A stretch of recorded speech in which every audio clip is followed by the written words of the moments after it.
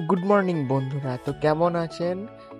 আশা করি সবাই ভালো আছেন। সকাল সকাল জগন্নাথের নাম করে আমরা দিনটা শুরু করলাম। আজকের দিনটা শুরু হলো আলমগঞ্জ থেকে। মন্দিরের পাশেই যদি তাকান, তো এখানে রথটা দাঁড়িয়ে আছে। তো আমরা রথ একটু দর্শন করলাম। রথ দর্শন করার পরে আমরা ভেতরের দিকে প্রবেশ করলাম। বাইরের দিকটা তো অসম্ভব সুন্দরভাবে সাজানো হয়েছে, চারিধারে ফুলের মালা এবং ডেকোরেশনও চলছে। মন্দিরটার কাজও কমপ্লিটের দিকে, এখনো পুরোপুরি কমপ্লিট হয়নি। আস্তে আস্তে এবার ভেতরের দিকে প্রবেশ করলাম। ভেতরটা যদি দেখেন তো সুন্দরভাবে সাজানো হয়েছে। সামনে যদি দেখান, এখানে সামনেই প্রভু জগন্নাথ দেব আছে। তো চলুন আমরা প্রভু জগন্নাথ দেবের দর্শন করি।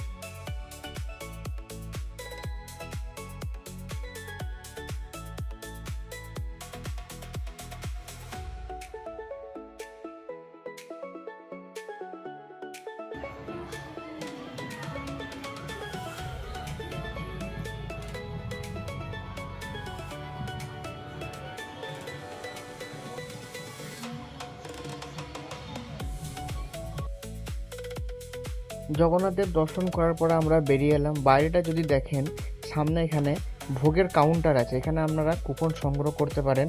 প্রতিদিন দুপুরের জন্য ভোগের কুপনের দাম হচ্ছে 251 টাকা করে। তার উপলক্ষে আজকে ফ্রি মেডিকেল ক্যাম্পও হচ্ছে। আলমগঞ্জ পার করে এবার আমরা চললাম রথতলার উদ্দেশ্যে। কারণ রথতলাতেই মেন আকর্ষণ বর্ধমানের। এখানে মেলা হয়, এখানে রথের পুজো হয় বড় করে। তো চলুন, রথতলার দিকে আমরা চলে এসেছি। রথতলা যদি দেখেন, রথটা সামনেই দাঁড়িয়ে আছে। সামনে এখানে পুজো আর্চা হচ্ছে। তো মেলাটা আমরা একটু কিছু ঘুরলাম। তারপরে রাতের দিকে আমরা একটু বেরোলাম। রাতের দিকে যদি দেখেন, বর্ধমানের চারিধারে রথের শোভাযাত্রা বেরিয়েছে। তো সেইগুলো আমরা সব কিছু দেখলাম। রাস্তায় প্রচণ্ড ভিড় পার করে কেমব্রির পাশে একটা জায়গা আছে, যেখানে রথের উৎসবও বড় করে পালন হয় এবং মেলাও হয়। তো সেটাও আমরা দেখতে গেলাম।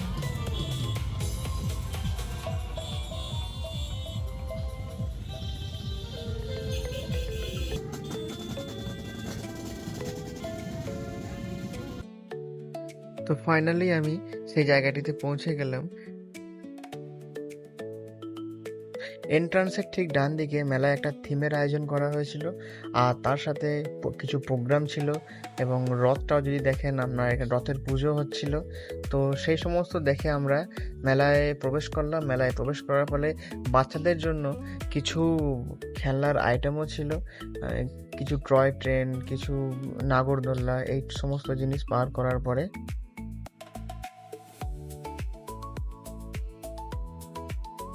আজকের মেলায় সব থেকে বড় আকর্ষণ হলো এই জায়গাটি। এখানে যে সমস্ত ফার্নিচারগুলো দেখছেন, সমস্তই কিন্তু নতুন নয়, সবই পুরনো। এরা পুরনো জিনিস বিক্রি করছে। পুরনো জিনিস দেখে আমরা মেলা থেকে বিদায় নিলাম, লাস্টে একটা বিগ বাইটের রোল খেয়ে।